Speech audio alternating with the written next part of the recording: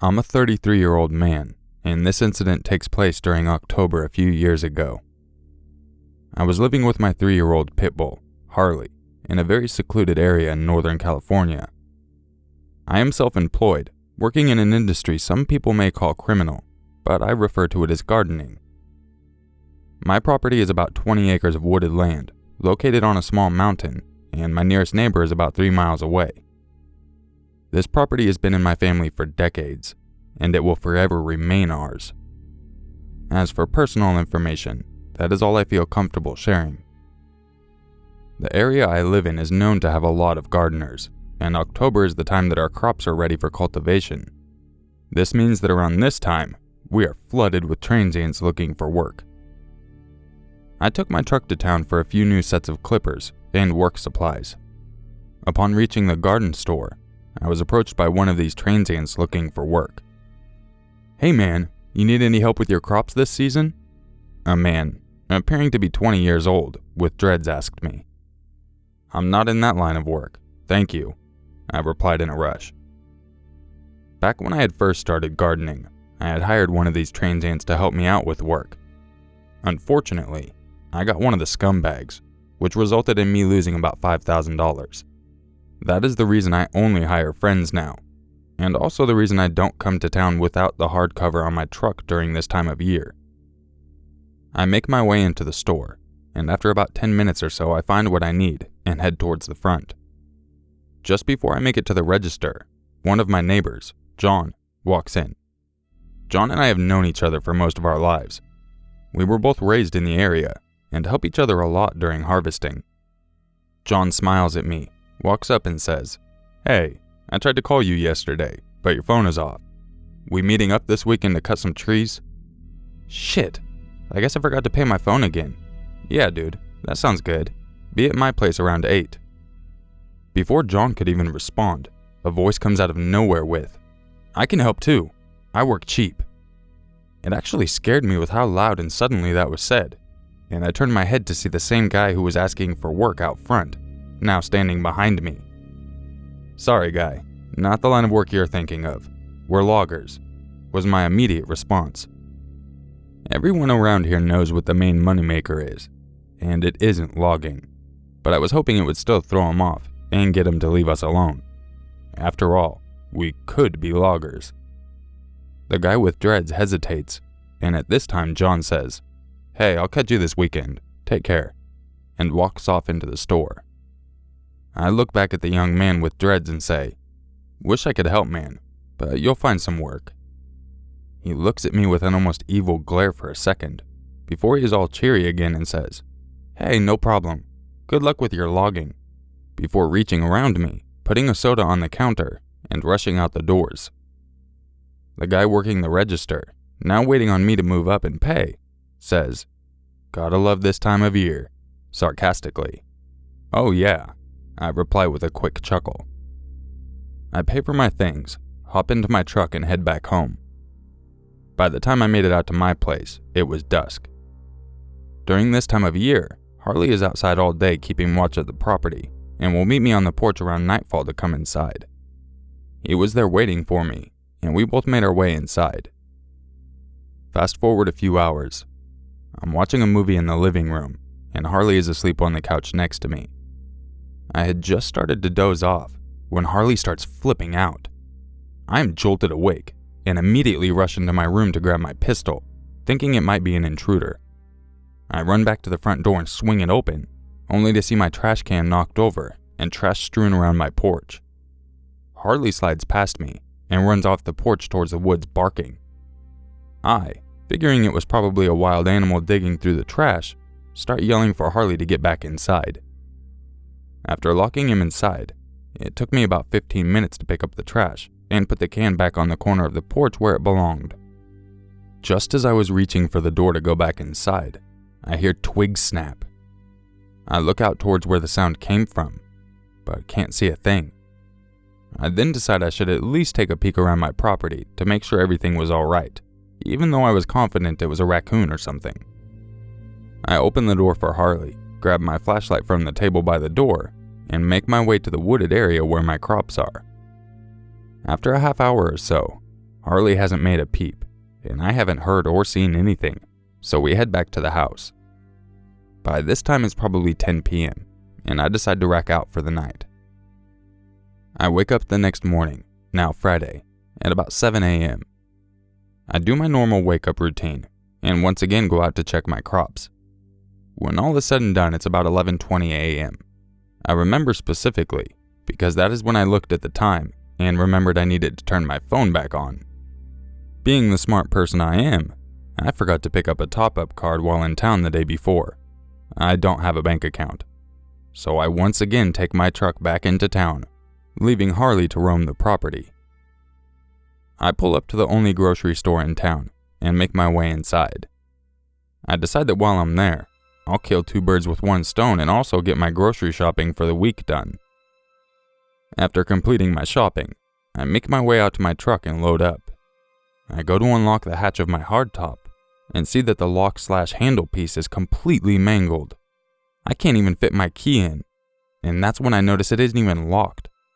I know for a fact that I had it locked, so I go into a panic mode and check to make sure nothing is missing. There isn't anything missing that I can see, so I angrily load up my groceries and open my car door to leave.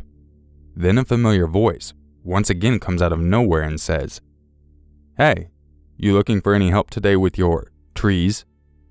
I spin around to see the guy with dreads, once again asking to work for me. "Dude, I told you I don't need any help. Try bugging someone else."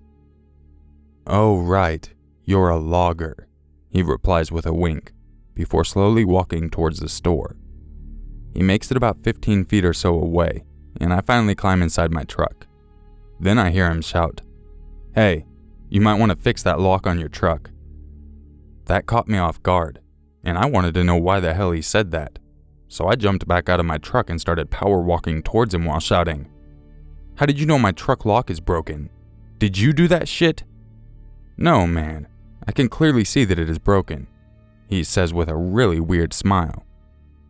I slow down my pace as I come to the realization that I may be overreacting. I glance over my shoulder at the truck, and it is pretty obvious the lock is broken. I also notice that one of the store employees is on a smoke break out front and watching us. Shit, maybe dude only saw the lock, I think to myself. I don't say another word to the guy. I immediately go and hop in my truck and head home. The last thing I need to do is make a scene with a random person and have the police notified. I arrive home at about 1:30 p.m. and top up my phone, call the local mechanic, and then call John. "Hey man, just wanted to let you know that someone busted my lock last night on my truck. It had to have been in town yesterday when I saw you. I would keep a close eye on all your stuff while we have all these workers in the area. I am thinking it was the guy with dreads from the store, but I can't be sure. Either way, watch your shit when you're in town." "Fucking hippies," he mutters. "Thanks for the warning. It is that time of year again. Well shit man, I'm in the middle of some work. We still on for tomorrow morning?" "No problem. Yeah, that sounds good. See you when you get here." "Nice. I'll see you tomorrow, and thanks for the warning," he said before we both hung up. I ate a quick lunch, then grabbed what I needed to get some work done in the crops. Then I went to do my harvesting. The way I do my harvesting always depends on the weather that year. This year we were having rain on a regular schedule, so I had to be in the fields every day checking for mold and harvesting any flowers that I thought were ready. This process takes quite a while to complete, so I always plan on being in the fields for the long haul. I'd say about 2 hours into the work, Harley decided to show up and stick around for the rest of the time I worked. A few hours later, it started getting dark, so I picked up the bags and we headed home. I hung the flowers, and I went to take a shower to wash off all the sweat.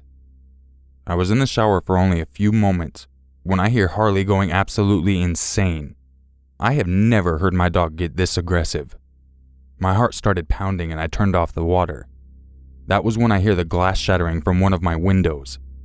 I'm panicking, trying to get out of the shower so I can make my way to my gun, when I hear what sounds like Harley jumping out the window and outside. I say this because I hear more glass shatter as Harley is flipping out, and the barking starts to get farther away. I didn't bother grabbing a towel. I started sprinting straight to my room, slipping on the floor along the way. Everything felt like it was happening so fast, yet I was moving at a turtle's pace. As quickly as I could, I jumped into some boxers and tossed on my boots before grabbing my gun and sprinting to the living room. The big window just behind my couch had been smashed in, and there was no sign of Harley. I ripped open the front door with my weapon in front of me, calling for Harley to come back, and also whoever was out there to come out before getting shot. Out of nowhere, I hear a blood-curdling scream, and Harley sounds like he's in a fight.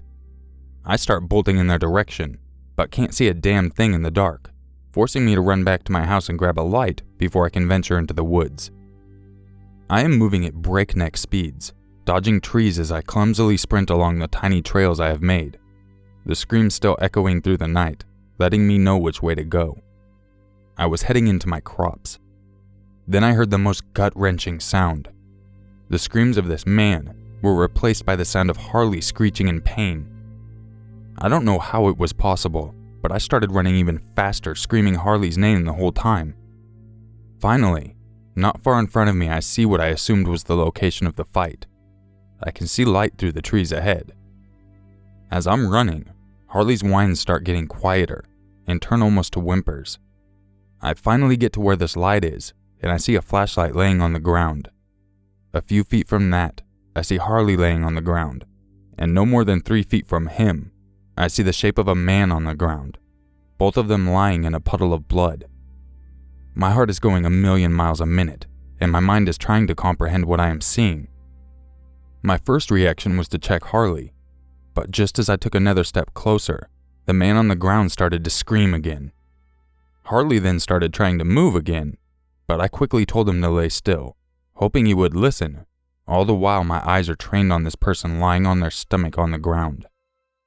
Then, something clicked as I was staring at the back of this person's head. They had fucking dreadlocks. That realization clicked something inside of me, and I rushed over and grabbed their shoulder and flipped him on their back. It was the fucking guy from the store, the transient who kept bugging me for work. I don't know what happened, but I completely froze. It was like we were all stuck in time. I stood there staring at this guy, and he was now staring at me. I stood there in a trance for what felt like 5 minutes, before I was brought back to reality by him saying, "I'm sorry, I didn't mean to, I'm sorry." He started trying to crawl away, and that was once again when Harley started trying to move, all the while whining in pain. The next thing I remember is holding my gun out in front of me, pointing it at this man's head, and then getting flooded with thoughts. What in the hell do I do? If I kill this guy, I'm screwed. That is life in prison right there.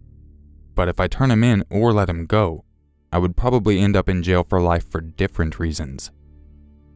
I was now stuck with the most important decision of my life. Hell, this could end my life. My thought process finally started to get back on track, and I slowly knelt down to Harley while keeping my gun trained on this guy.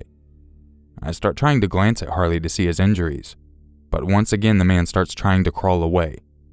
"If you fucking move, I'll blow your brains out," I growl at him. I start looking over this guy and see that his right leg is badly mangled, as well as his right arm. The blood seemed to be pouring out of this guy. I hadn't even noticed up until this point, but it looked like a steady stream. The injuries looked severe enough that I figured he wouldn't be able to get away or do anything if I took the time to check my dog, so that's what I did. I set my gun on the ground next to Harley and started to assess his injuries. He appeared to have been stabbed with something. I could see a wound on his leg and in his side. He started lightly licking my hand, letting out a few light whimpers. I couldn't hold back. I started to tear up right there. This did not look good. There were no vets within 30 miles, and even then, the dirt road to get to the main road is extremely brutal. The bouncing around was not an option at this point.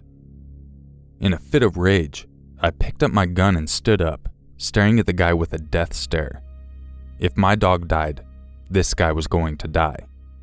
That was how I was basing my decision, and I even told him that. He started bawling and screaming, "I'm sorry! I didn't have a choice. The dog was going to kill me. That's what happens when you try and rob people. You fucking stabbed my dog. Then it hit me. He still has a weapon. Where the hell is the knife you stabbed my dog with? I didn't stab it with a knife, he sobbed. I used a stick. I didn't want to. I had no choice. So many things were going through my mind. Is this even real? How did this happen? I should shoot this guy right now. I still didn't know what to do. It was like my brain was thrown into a tornado. I could barely complete half a thought before another took over my brain. How the fuck did you get here? I walked here. Please let me go. I need to get to the hospital. You aren't going anywhere unless I decide so, I replied coldly. How the hell did you find out where I lived? He hesitated before breaking into more sobs. I'm sorry. I'm really sorry. I broke into your truck yesterday, and you came out while I was in the back. The next thing I know, I'm at your place. This really caught me off guard. What the fuck? He had been in my truck yesterday. I drove this fucker to my house without knowing he was there. But even if he rode to my house, how would he know the turns to take on the dirt roads to get back? Those are like a maze. I called him out on this. I don't know. I just guessed, he replied. I knew this was a bullshit answer. You don't just accidentally find your way out to my house and then into my fields. I stepped closer to him and raised my left leg. Oh, really? I say, before stomping down on his mangled right leg. He screamed so loud, I thought my ears were going to burst. Another reason you should not break into someone's property when they live in the middle of nowhere. Yes, they might not be able to scream for help if they needed it, but that works two ways. I pulled my leg back and asked again, How the hell did you find out where I live? His sobbing continued. I paid attention. I knew you weren't a logger. I looked for every turn and I explored your property when you were inside that night. You almost caught me when I knocked your trash can over. Please, I'm really sorry. Call the police. I'll go to jail. It all started to click, and his answers started to make me even more angry, if that's possible. No one is calling the police. I am not going to jail for you. I knew that if I called the police, or even brought him in, he knows where I live and what is on my property. He would no doubt be asked why he was trying to rob me, and then now I'm in a lot more trouble than him. On the flip side, if I don't take him in and he dies here, I'm probably up for murder. If they find the body. That is where my mind stuck. If they find the body. The only way I saw the opportunity of staying out of jail was if I hide a dark secret for the rest of my life. My mind was made. No one was ever going to know about this. At this point, an eerie calm came over me. I can't really explain it. It was as if my anger was completely gone, and I was able to think clearly again. I backed away from the guy and went and sat by Harley. He wasn't moving, and his breathing was very shallow. Harley, hey good boy, I whispered to him as he lay there. Once again, my eyes started to tear up, and I held back sobs as he tried to cuddle up to me. I picked up his head and placed it on my lap. I love you, Harley, I repeated as I stroked his matted fur. I watched his body as it rose and fell ever so slightly, until it didn't rise. Almost immediately, I wasn't filled with sadness anymore. I was filled with hatred, and the source was still breathing on the ground in front of me. I slowly moved Harley's head off my lap, stand up, and make my way back to the guy. I looked down at him as I'm clutching my gun. Was I really about to do this?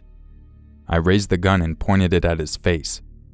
He started crying and begging me not to shoot him. What was I doing? I am not a murderer. I can't take this guy's life for this horrible mistake. I slowly lower my gun and say, I'm not going to shoot you.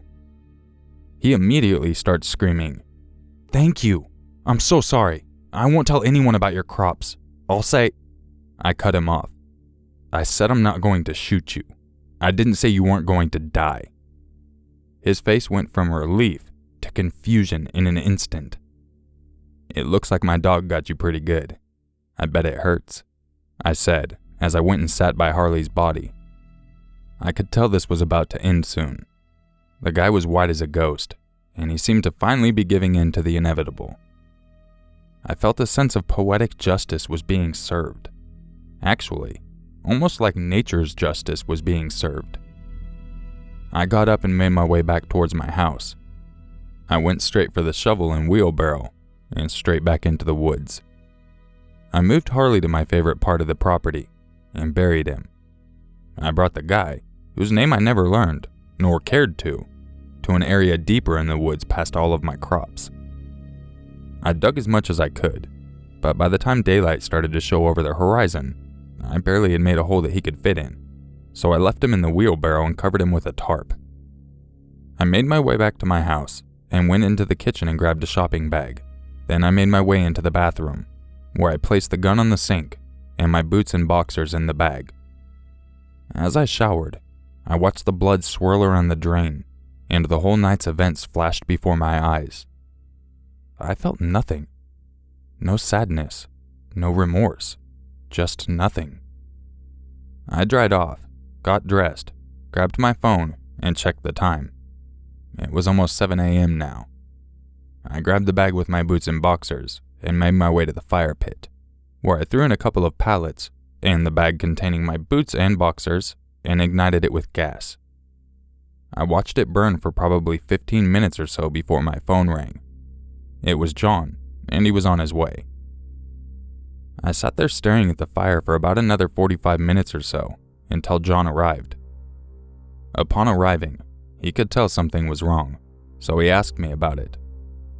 Last night was a rough night. I accidentally hit Harley with my truck when moving work stuff late at night. He didn't make it. Wow. I'm really sorry to hear that. Harley was a good dog. Yeah, he was, I replied, knowing just how good of a dog Harley was, all the way to the end. Hey, can I use your pisser before we get to work? You know where it is, I reply. John makes his way inside, and I follow. I get everything ready for our day of work. John comes out of the bathroom with my gun and hands it to me. I wiped the outside off for you, and wiped up the blood I could see in the bathroom. Poor Harley. I stared at him blankly for a moment, almost thinking that he might know what happened, before realizing I was overthinking it. About 3:30 rolls around, and we are done for the day. John heads home, and shortly after I head back into the woods to finish what is needed. I dug until late into the night, probably a hole that was a little overkill, but my life literally depended on hiding this, and threw the guy in, and then filled the hole back in.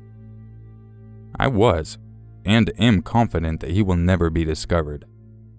This property is mine, and I will never sell it, and even when I die, if someone else does live here, I doubt they'll find him. To this day, I sometimes wonder if I made the right decision, but he brought it on himself, and I'm not in jail. So I think I did. I don't care if you believe this story. In fact, I would prefer you didn't. It just feels good to get this off my chest.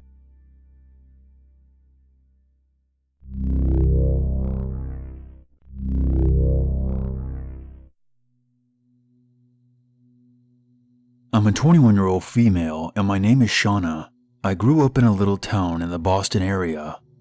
Back in my hometown of having about 3,000 people, everyone knew everyone, and nobody locked their doors because of the no crime to little petty crime there was. This is important to remember. I had just moved to Las Vegas, Nevada with my family. I live with my mom, dad, 2 sisters, and 2 dogs. I just moved here about 3 weeks ago. I'm a huge zombie fan and a doomsday prepper. Please don't judge me. So I have a collection of knives and machetes on my wall. In my new house, me and my sister's rooms are all upstairs in one corner. My parents' room is right across next to the stairs and bathroom. Once you go downstairs, you're in front of the main entrance. Past the front door is the living room, and then the kitchen with a sliding glass door that leads to the backyard. My dogs are usually outside, but I've not learned how to use the doggy door yet. My dogs do not like anyone who are not the 5 people in my family. All of this is important information. Now let's get to what happened. I was still behind on unpacking, so I was in my room trying to figure out where to put all my stuff. My older sister started college and was on a softball team, and she had a game that Saturday night. I hear my mother come up the stairs and knock on my door. "Hey, you want to take a break and come to Alex's game tonight?" No, I'm okay. I'm gonna continue unpacking. How long are you guys gonna be? Is everyone going? Yeah, we're all going. Maybe 2 hours tops. Will you be okay? Yeah, I'll be fine. Remember to let the dogs out and call if you need anything. My mom leaves and I hear the car drive off.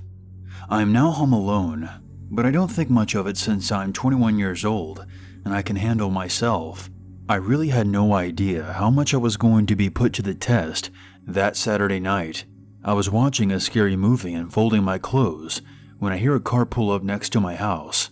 We moved into a dead-end street, but where I used to live was a main road, so this kind of freaked me out because I wasn't used to hearing cars slow down near my home. I brushed it off as a neighbor and that I was just being paranoid in a new house. As I'm going to put some things in my bathroom, something caught the corner of my eye outside the window. I went over and opened the window, listening for anything, but I could hear and see nothing. However, I thought I saw someone run behind the big-ass cactus on the side of my house. I go back in my room and see a light flash by my window, kind of like a flashlight. My room light was off, so it was really bright, but I assumed it was headlights or something, even though I couldn't hear a car running. Later I walked downstairs to get something to drink and let my dogs out, completely ignoring the red flags as some people call them. I let my dogs stay outside while I finish upstairs so they can run around. Back at my old house, my dogs didn't have a lot of freedom since we lived on a busy main road with no fence, so then I walked back up to my room and locked my bedroom door. I lay in bed and I guess I fell asleep. I was asleep for maybe about an hour when I heard my front door open. I thought my parents had come home early, or perhaps it was my little sister, so I thought nothing of it and went back to sleep. But then I heard 2 sets of heavy footsteps, and then the doorknob to my room started to jingle. My parents always knock and announce themselves before opening my door, so I knew something wasn't right and bolted straight up. Then I heard a female voice from the other side of the door softly say, "Shit, it's locked. Why would it be locked? I thought you said no one was home." "I don't know. Jesus, shut up. It's probably locked with a key, and they went with the family. I told you all 4 people left in the same car. I'm not stupid. Who gives a fuck? Let's try another one." I froze, nearly shat my pants. 4 people. 4 fucking people. So they've been watching my house and have no idea there's a 5th person in the family. I just moved here, so I have no friends, and there shouldn't be anyone in my house besides my family. I'm breathing heavily and covering my mouth so they can't hear me, tears streaming down my cheeks. I get up and move towards my wall. As I mentioned earlier, I have a knife collection, so I went and grabbed my biggest machete, and I walked to my door, putting my ear against it to listen. It's quiet. So I quietly unlock it at the same moment I hear my parents' door opening, and I take a quick look to try to size up my opponent. There was a man, maybe about 5'11", 150 pounds, wearing all black with a ski mask, and a female, maybe about 5'5", and 120 pounds, wearing the same exact thing, except you could see her knotted, gross red hair. They both had bags. So I run to the bathroom, right next to my room, trying to inch my way towards the stairs so I could get to the front door. I came up with the best idea ever. "I have a machete, and I called the police. You better run," I yelled at them. I didn't call the police. I should have, though. Fear makes you do the stupidest things, I swear. And I'm also only 5'4", 125 pounds, not intimidating in the slightest. Then I heard the female say, "Shit, Ryan, what the fuck? You said there was only 4 people in the family. How could you fuck this up again? And the girl has a machete. What should we do with her? Take her with us? Apparently, Ryan responded. I swear I thought there was only 4. I guess we'll have to. She'll call the cops. I wasn't having any of this in my own goddamn home. I apparently grew some balls. Rather than being scared, I was more furious to hear that. No fucking way they are taking me anywhere or touching me. I got so mad that anger got in the way of the smart thing to do, and I yelled back something so stupid, I'm still mad I even said it. I put myself in more danger. You ain't doing shit with me, you stupid assholes. Get the fuck out of my house before I fuck you up. So stupid. I then ran down the stairs as fast as my little legs could carry me without falling, turning all the lights on as I hear them following me down the stairs after me. As I round the corner by the front door, the girl grabs my arm and yanks me back to the ground. While trying to hold my hands behind my back, the guy tries to tie my hand with rope from his bag. Oh, some of my friends are gonna like a young girl like you. I promise we'll take good care of you, he said with an evil smile that seemed to stretch on forever. His teeth were yellow and black, and his breath smelled like garbage and death. The girl, smiling in the same way, leaned in and said, "Aw, don't be scared. I promise you'll have lots of fun."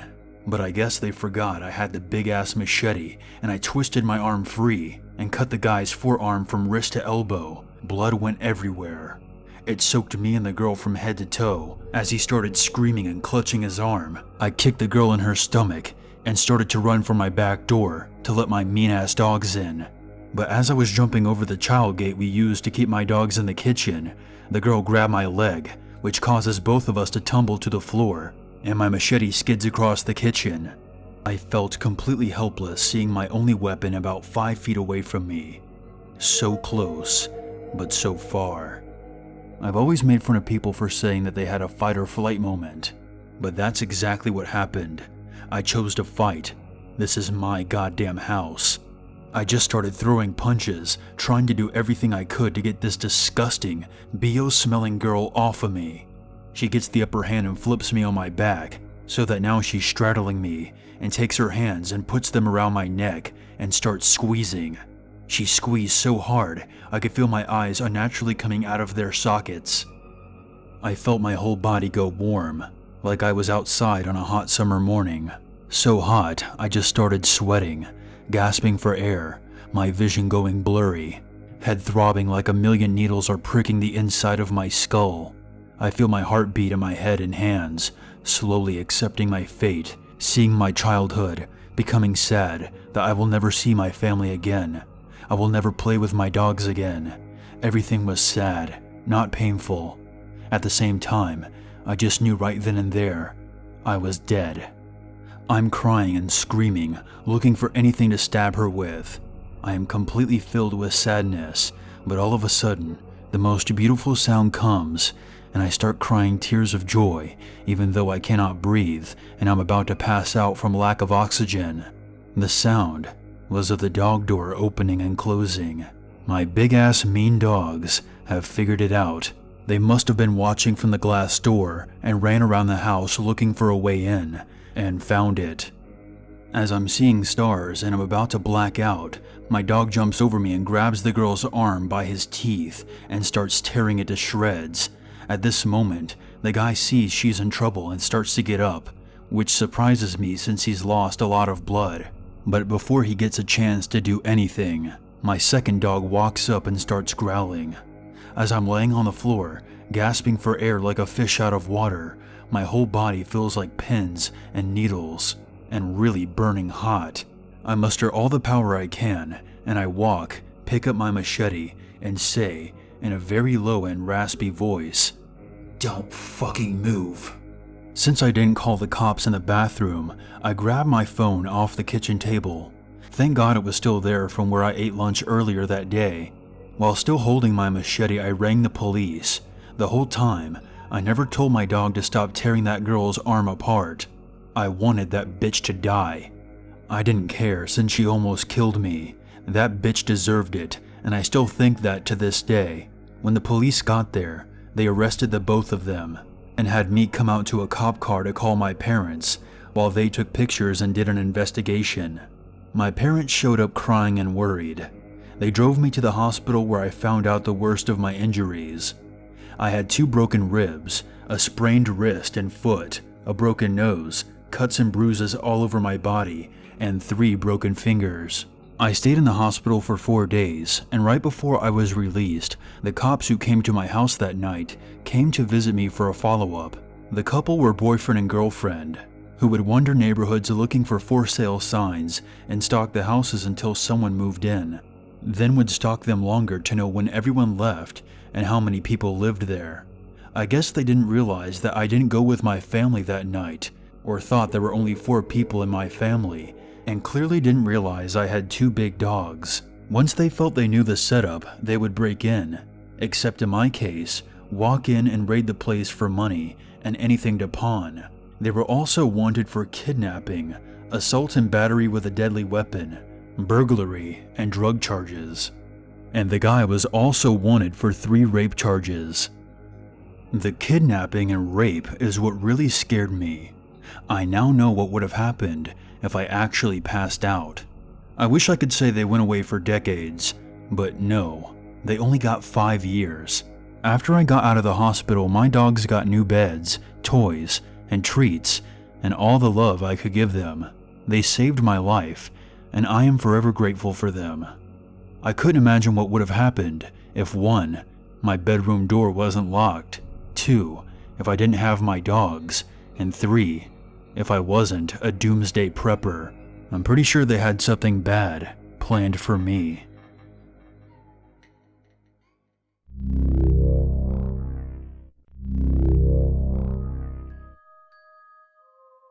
If you enjoyed this video, you know what to do. If you would like a chance to have your story featured in an upcoming video, make sure you email it to urmaker6260@gmail.com. I want to give a huge thank you to Unit 522 for helping me out on this collaboration.